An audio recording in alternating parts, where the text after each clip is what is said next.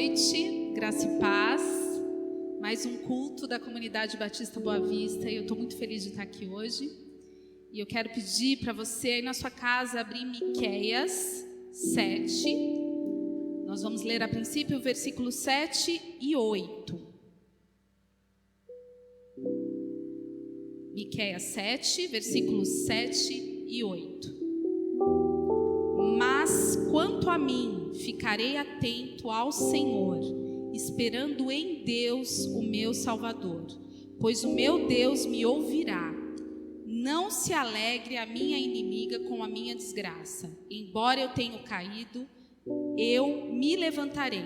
Embora eu esteja morando nas trevas, o Senhor será a minha luz. Miqueias, ele inicia esse capítulo no versículo 1, de uma forma muito depressiva, triste. Ele fala: que desgraça minha. O título aqui é A Desgraça de Israel. Israel estava passando por um momento difícil e o profeta Miqueias começa já falando: que desgraça minha, depressivo. E nós podemos ver aqui nesse capítulo que ele apresenta a sua lamentação a Deus. Ele não apresenta uma murmuração, ele apresenta uma lamentação, que é o resultado de um coração quebrantado. Por apresentar a sua lamentação diante de Deus, ele alcança o consolo de Deus. O consolo de Deus vem sobre o profeta Miqueias e ele termina, ou ele segue aqui em Miqueias no versículo 8. Ele fala, ele já se alegra e diz: não se alegre a minha inimiga com a minha desgraça. Embora eu tenha caído, eu me levantarei. Embora eu esteja morando nas trevas, o Senhor será a minha luz. Através da lamentação de Miqueias, Deus provê o consolo e o coração dele se enche de esperança. Que hoje você que está em casa, você possa sentir o consolo do Senhor sobre a sua vida. Que você tenha um coração quebrantado, para que você atinja a esperança que só vem de Deus. Amém? Vamos orar? Pai querido, Pai amado, nós te damos graças, Pai. Te damos graças porque o Senhor é o Deus do consolo, Pai. Te agradecemos, Pai, porque apesar dos sofrimentos, Pai, o Senhor nos proporciona o consolo, Pai. O consolo de Deus é um milagre e nós te agradecemos por esse milagre.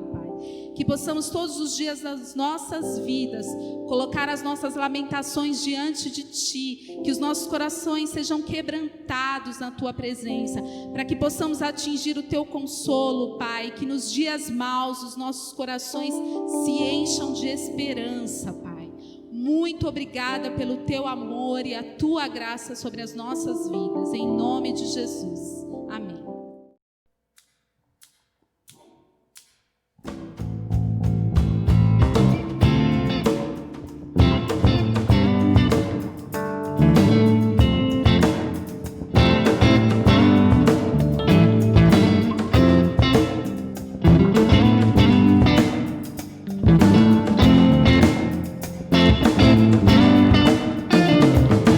Bênção e honra, glória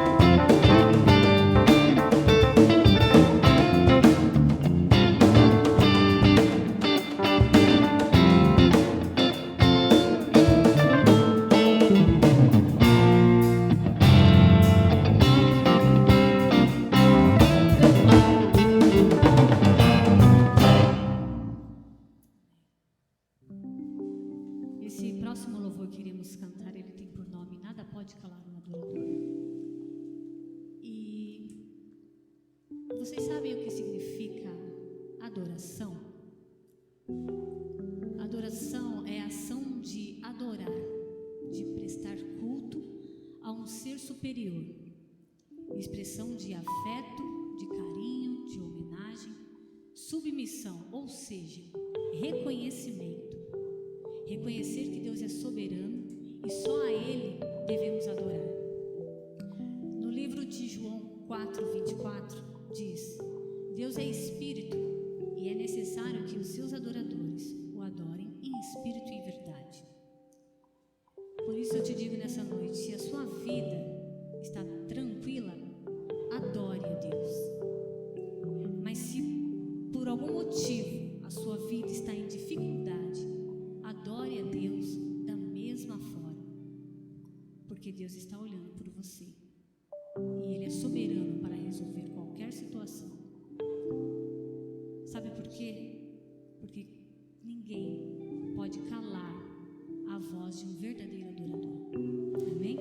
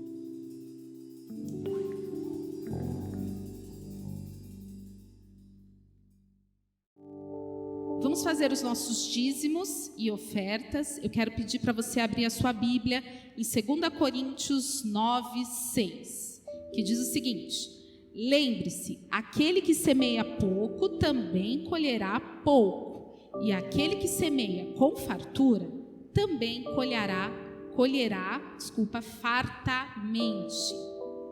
Então nós queremos agradecer você. Nós, como igreja, queremos te agradecer pelo teu cuidado, pela tua fidelidade, que mesmo passando por momentos tão difíceis, todos nós estamos passando por momentos delicados, você não tem deixado de contribuir, não tem deixado de dar o seu dízimo, a sua oferta, não tem deixado de abençoar a obra do Senhor, não tem deixado de abençoar a sua igreja local. E nós te agradecemos por isso e queremos louvar a Deus pela tua vida, pedir que você não deixe de contribuir. Os dados da conta da comunidade está passando aí para você. Você pode fazer a sua contribuição através de TED, de DOC, e eu tenho certeza, nós temos certeza que você será abençoado, porque aquele que dá com alegria, Deus nunca deixa faltar. Amém? Vamos orar? Pai, nós te agradecemos, Pai, pelos dízimos e pelas ofertas. Te agradecemos porque o Senhor tem abençoado, tem cuidado de todos nós, e mesmo nos momentos difíceis, Pai, o Senhor tem suprido cada uma das nossas necessidades, e nós podemos confiar em Ti, Pai. Te louvamos e te agradecemos por tudo que o Senhor tem feito. Peço uma bênção especial por todos aqueles que entregaram os seus dízimos, as suas ofertas no dia de hoje. Quero te agradecer também por aqueles que não conseguiram ofertar, que o Senhor esteja provendo e que eles possam ter esse privilégio, Pai, de ofertar na Tua casa, Pai. Muito obrigada pela vida deles, em nome de Jesus. Amém.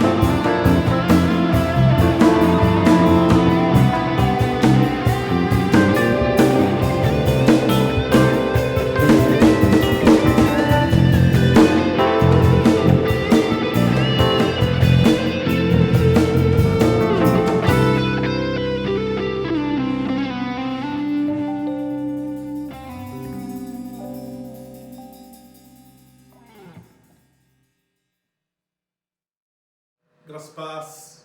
Mais um domingo estamos aqui para refletir na palavra do Senhor. Muito bom saber que vocês estão aí conosco. E nós vamos continuar na reflexão sobre o Sermão do Monte. Como eu disse no começo do sermão da nossa série, esse Sermão do Monte ele compreende o capítulo 5, o capítulo 6 e o capítulo 7.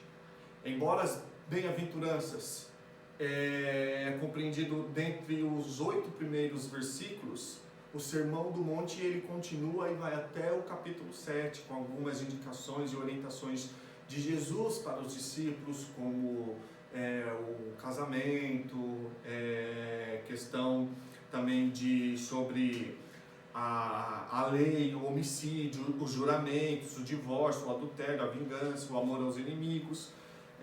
Faz tudo parte do Sermão do Monte. Então hoje nós vamos ler o capítulo 6, a partir do verso 9, e você conhece muito bem essa leitura. Antes vamos orar. Pai de amor, nós te agradecemos, Pai, uma vez mais na noite de hoje. Queremos, Deus, diante de Ti apresentar, Pai querido, a nossa vida como oferta agradável a Ti.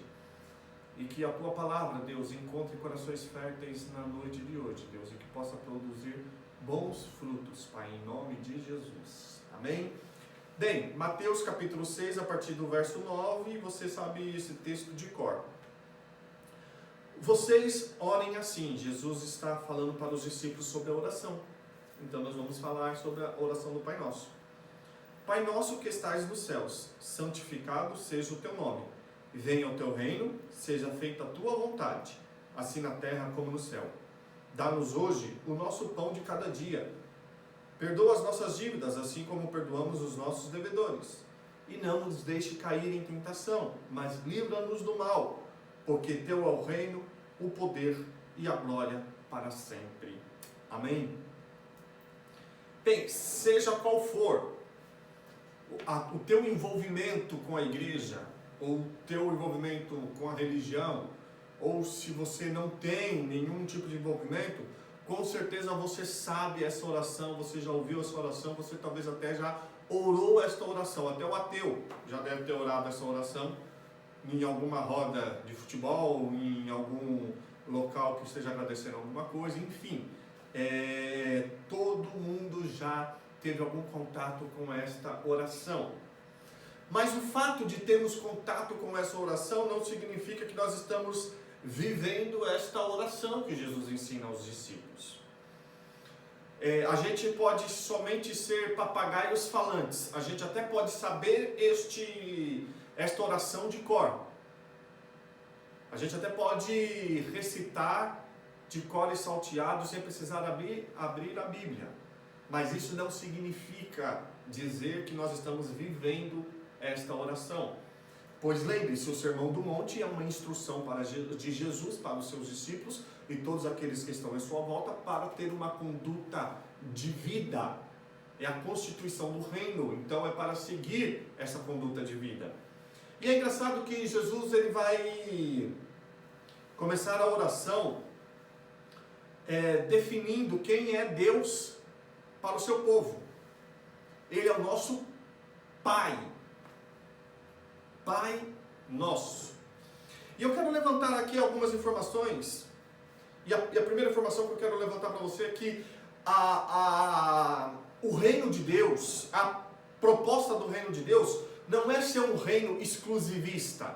Ou seja, não é ser um reino individual, mas é ser um reino comunitário. É ser uma grande família. Por isso que Jesus inicia a oração que ele ensina aos seus discípulos como Pai Nosso. Ou seja, não é somente Pai meu ou Pai seu, é o Pai Nosso.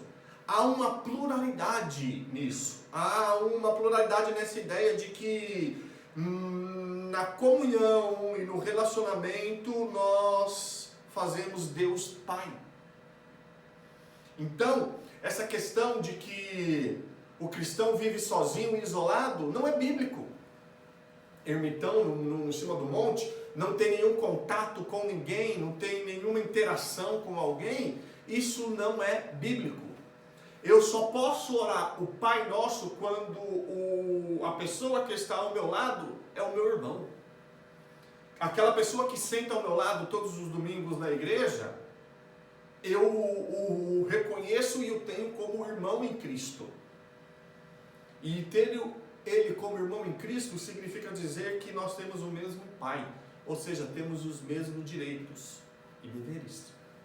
Então Jesus começa definindo que o reino ele é plural, ele é comunitário, ele é familiar, ele nunca é individual. Embora a salvação seja individual, mas o desenvolvimento dessa salvação ele não se dá individualmente, mas se dá no meio da comunidade. Se dá entre os iguais, entre todos os filhos de Deus. Pai nosso que estás nos céus, santificado seja o teu nome. Aqui ele define como Deus é. E aqui é santificado, é a ideia de um Deus santo. É aquela mesma ideia de que os serafins, quando Isaías tem a visão do trono de Deus em Isaías 6, eles clamam um para os outros dizendo: Santo, Santo, Santo é o Senhor dos exércitos. Ou seja, eles estão referendando, eles estão enfatizando a santidade de Deus. Deus é tão santo que ele é separado de toda a sua criação nessa questão de santidade. Ele é puro, ele é perfeito. Pai nosso que estás no céu, santificado seja o teu nome. Mas olha só, se a gente continuar vendo a construção do texto, a gente vai ver que Jesus sempre coloca as frases e os termos sempre no plural, ou seja, naquilo que é comunitário, nunca no individual. Ele vai dizer: venha o teu reino e seja feita a tua vontade. Aí ele está definindo Deus. E ele começa no versículo 11 dizendo o seguinte: dai-nos hoje o nosso pão de cada dia, ou seja, plural. Perdoa as nossas dívidas, não é a minha dívida, não é a sua dívida, é a nossa dívida. E não nos deixe cair em tentação, ou seja, não me deixe nem deixe o outro, mas nos deixe. É algo comunitário. Por que isso é importante, meu querido? Porque a vida cristã, a vida diária se dá entre os irmãos, se dá entre as pessoas. Nós expressamos a verdade, expressamos aquilo que Deus fez em nosso coração e que o Espírito Santo trabalhou e transformou o nosso coração, como nós tratamos o nosso irmão, como nós reconhecemos, honramos, como nós damos honra, quando nós pedimos perdão, quando ofendemos, quando nós nos humilhamos, quando nós nos colocamos à disposição, quando nós somos generosos para com o outro. O reino de Deus ele é feito dessa forma, nunca nessa individualidade.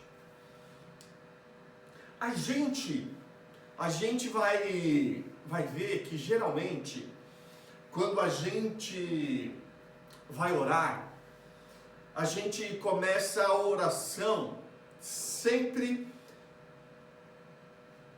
com as três características, os três perfis finais da oração que Jesus ensina. E nós esquecemos das três primeiras.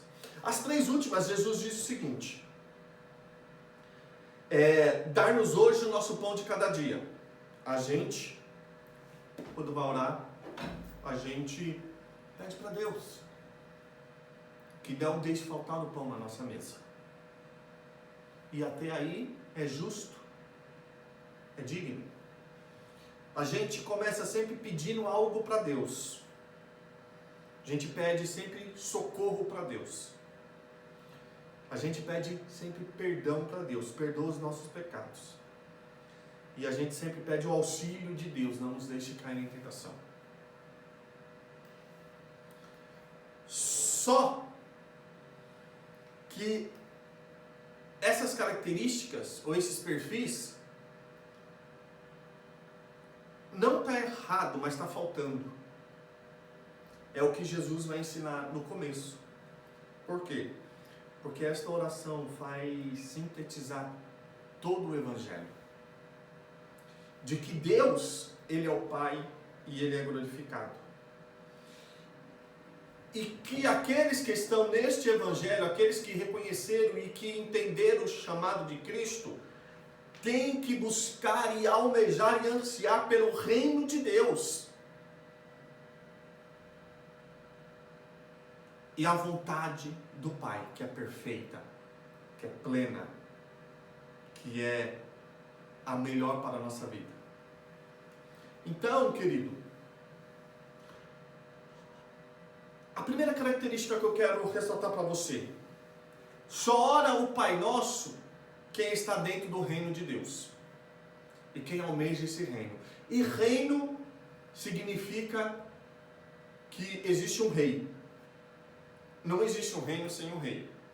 E o rei deste reino celestial, o reino de Deus, é o próprio Deus. Ele é o rei dos reis, o Senhor dos senhores.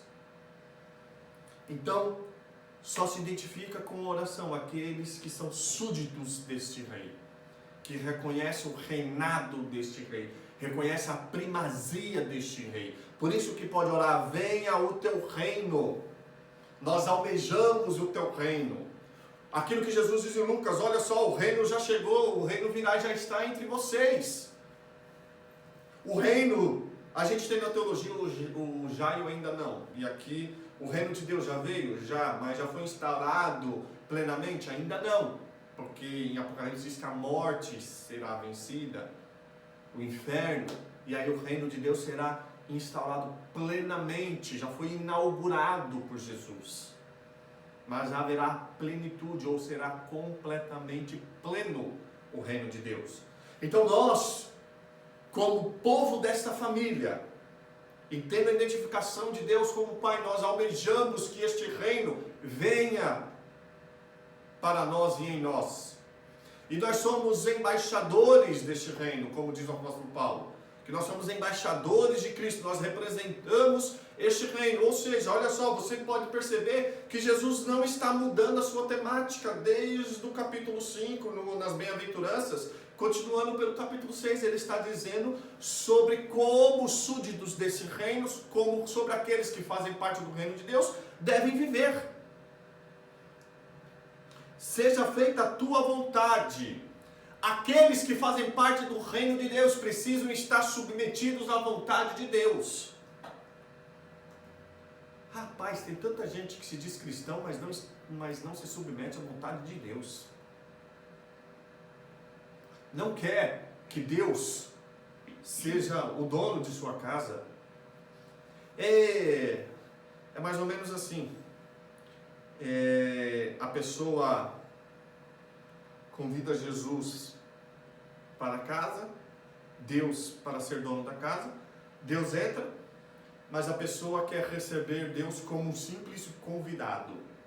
Então Deus vai sentar à mesa, vai tomar o seu café, vai ter boa etiqueta, ele vai passar algum tempo ali, mas depois vai embora. Não vai mexer em nada, não vai opinar em nada, não vai mandar em nada. As pessoas acham que o Evangelho é isso, e vêm para o Evangelho com essa mentalidade. Ao passo de quando Deus entra na casa, ele começa a remover, ele começa a falar: isso não presta, joga fora, isso não é para você ter dentro de casa, isso aqui muda de lugar, isso aqui está no lugar errado, isso aqui não pertence mais a você. Deus começa a transformar o ambiente, porque ele é o proprietário, o dono. Não, assim não dá, assim eu não quero. Eu quero que Deus habite na minha casa, mas sem dominar na minha casa. Tem gente que vive achando que vive o Evangelho dessa forma. Achando que vive o Evangelho, porque o Evangelho não é isso. Vem para Deus, mas não se submete à vontade de Deus. A oração daquele que está no reino de Deus, ele almeja tanto o reino de Deus, e a vontade de Deus seja feita na vida dele, assim como é feita no céu. E no céu, lugar onde a habitação de Deus, a vontade de Deus é plena, perfeita, e todo o ser que lá habita estão sendo regidos pela vontade do Pai. Não há questionamento.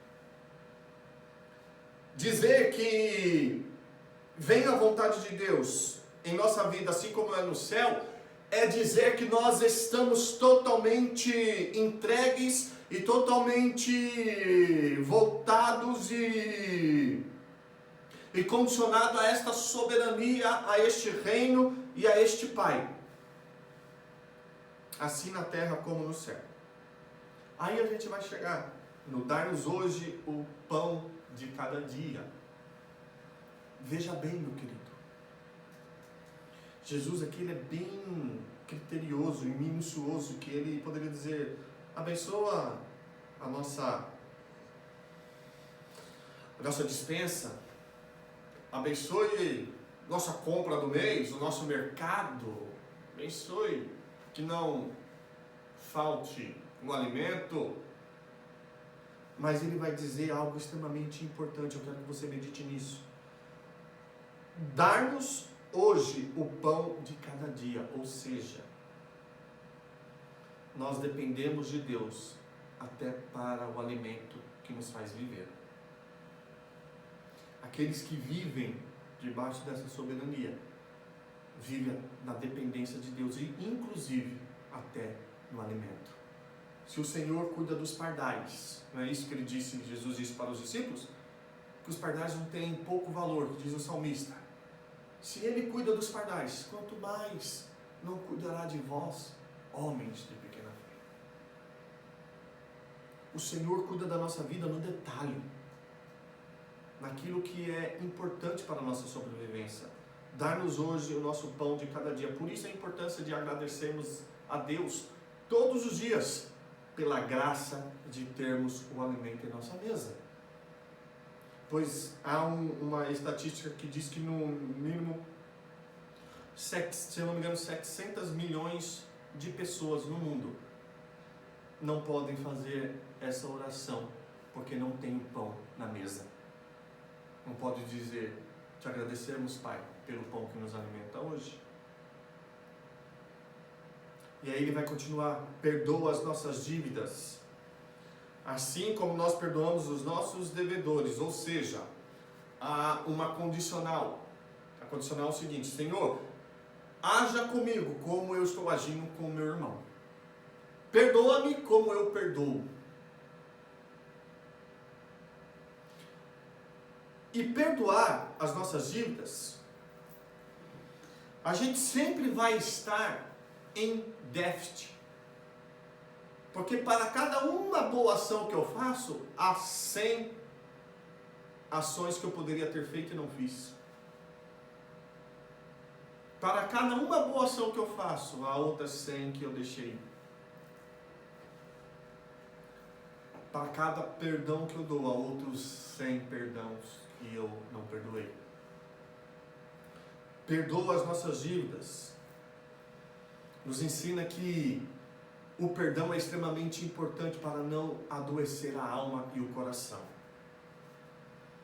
Pois, eu sempre digo, viver sem perdão é viver tomando o remédio achando que o outro que vai morrer. Palavra do pastor José Gonçalves. Então, a vida do perdão, a prática do perdão, um coração perdoador, é um coração que tem o Deus como Pai e faz parte do reino dele. É inconcebível um cristão, ele não é cristão, não é cristão. Essa semana eu até li alguma coisa assim sobre o crente nas redes sociais, de que, agora eu esqueci o termo, mas era que o crente, a pessoa fugiu da memória, agora não vou lembrar mais, mas quando eu lembrar eu digo para vocês, fico aí na curiosidade. Mas viver uma vida sem perdão é viver tomando veneno. Perdoar as nossas dívidas é abrir mão do direito. Esse é o evangelho, esse é o cristão. Ele abre mão do direito que tem. Nossa, mas aí é ser bobo. Não, não, aí é ser cristão. Mas aí é ser pacato. Não, não, aí é ter o espírito dominado pelo Espírito Santo de Deus, é ter domínio próprio. Mas que vantagem a gente leva? Pois é, a gente não fomos chamados por Cristo para termos vantagens. João disse, importa que eu diminua, mas que Ele cresça. Não importa que eu esteja sendo humilhado, o importante é que Deus em Cristo seja glorificado. Perdoa as nossas dívidas, assim como nós temos perdoado os nossos devedores. A gente quer perdão, mas a gente não quer perdoar. A gente quer que Deus haja com graça e com perdão sobre os nossos pecados, mas nós não queremos agir com graça e perdão sobre a vida do outro. Nós somos brutal com o erro alheio, com o pecado alheio. Nós somos ferozes. Nós somos cruéis.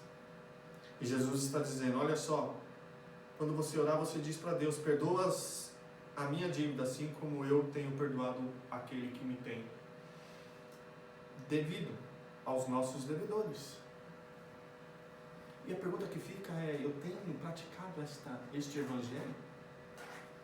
Que só quem tem as bem-aventuranças consegue viver esta oração, de fato, que é a síntese do evangelho. E ele vai dizer, não nos deixe cair em tentação, mas livra-nos do mal.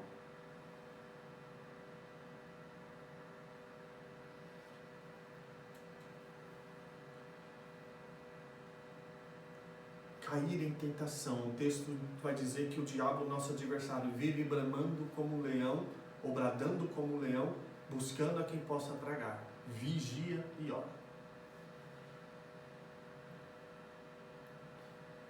Nós temos que pedir auxílio para Deus até pelas tentações que passamos.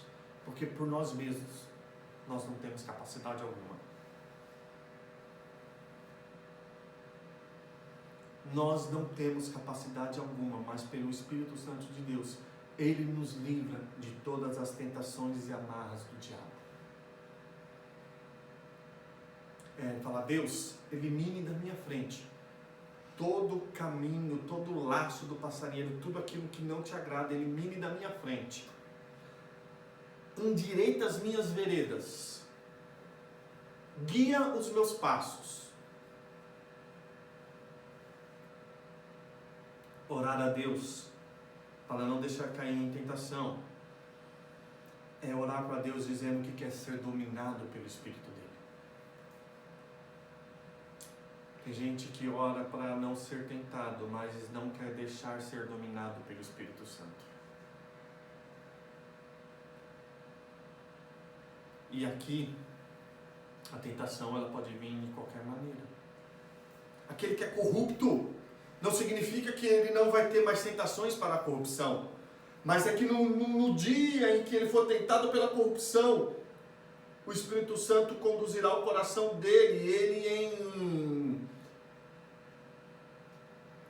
em harmonia com o Espírito, em comunhão com o Espírito, não cairá em corrupção, em adultério, em promiscuidade, em mentira, em uma vida lasciva, em erro, em engano, em dolo, uma vida destruída, bebedeira, droga, enfim, tudo aquilo que te afasta de Deus, as tentações que te levam para longe de Deus. É Deus quem nos livra dela. É Deus quem nos livra disso. Então, eu costumo dizer que não existe super-homem e nem mulher maravilha. Existem homens e mulheres, fracos e fracas, mas que são conduzidas pelo Espírito Santo de Deus, e por ser conduzidas pelo Espírito Santo de Deus, conseguem vencer as tentações. Porque teu é o reino, o poder e a glória para sempre. Alguns manuscritos trazem este final, outros não. Mas o fato que eu quero enfatizar para você é que o reino é do Pai, o poder e a glória pertencem ao Pai.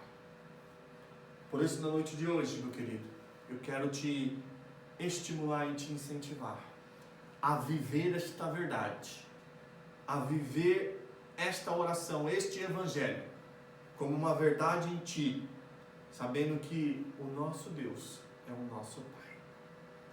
E podemos chegar diante de Deus com confiança e dizer: Pai nosso, porque estamos em família, em comunhão, em irmãos. Que Deus te abençoe na noite de hoje, meu querido. Que você possa viver esta verdade e esse evangelho e a verdade que aqui está, em nome de Jesus. Que o inimigo não roube esta verdade da tua vida, mas que em tudo você possa viver a verdade do evangelho.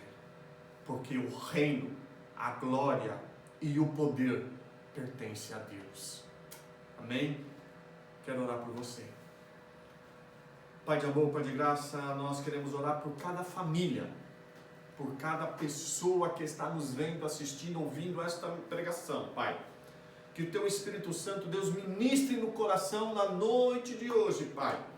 Que o Teu Espírito Santo, Deus, haja poderosamente, Deus, tirando toda a amarração do diabo, Deus, tudo aquilo que não pertence, Pai, a Ti, ao Teu reino, Deus, e que sejam limpos, transformados, restaurados e renovados pela Tua palavra, pela ação do Teu Espírito Santo que convence o pecador do pecado, da justiça e do juízo, Pai. Em nome de Jesus, Deus, que vidas sejam alcançadas, famílias sejam restauradas, casamentos sejam restaurados, Deus, relacionamentos sejam restaurados, saúde, Pai, seja o Senhor Jesus restaurado em nome de Jesus, Pai. É o que nós te pedimos na noite de hoje, Deus. E como família, como corpo de Ti, Pai, a gente pode orar e dizer que Tu és o nosso Pai. Por isso, entregamos a nossa vida diante do Teu altar de graça, em nome de Jesus. Amém? Que a graça do nosso Senhor Jesus Cristo, o amor de Deus e a doce consolações do Espírito Santo esteja sobre a minha vida, a tua vida e a tua casa, em nome de Jesus. Amém. Tenha uma semana abençoada. Deus te abençoe.